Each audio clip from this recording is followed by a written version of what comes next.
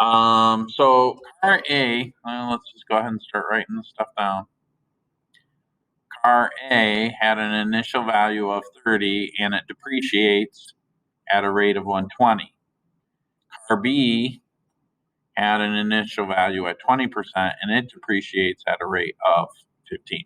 So now in these cases, I'm going to say y is equal to the initial condition, which is 30,000.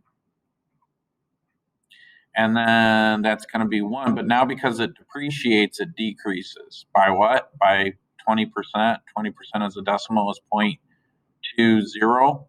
And then that's raised to the letter x. So then it's really 30,000, not comma, 30,000 times 0.8 raised to the x. And if we follow that same logic for the next one, it would be y equals 20,000 because that's the initial condition for car B. And then 1 minus 0.15 is just 0.85. So it says the value of car B will become greater than car A during what year? So we just graph these two, which is convenient because now I'm just going to go 30. And this one was 0.8.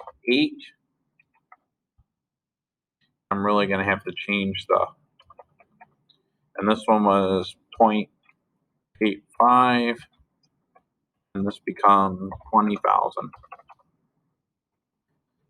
So then my numbers are much bigger in the y-axis. So we're going to go anywhere from 20 to 30,000.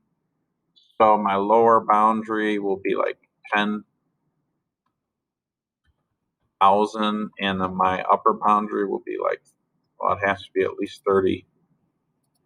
So we'll make it 31,000. 1, 2, 3. And then I suspect that my x-axis will be from 0 to 10, I guess. I don't know. 0 to 10. And we'll just slide this bad boy up. Yep, that's where it crosses, is right here. And we'll click on that.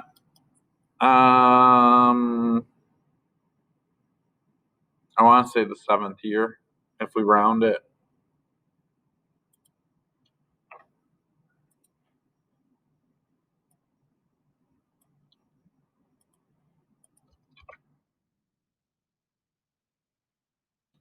So during the 7th year, year 6 to 7. So I'm just going to say 7th year.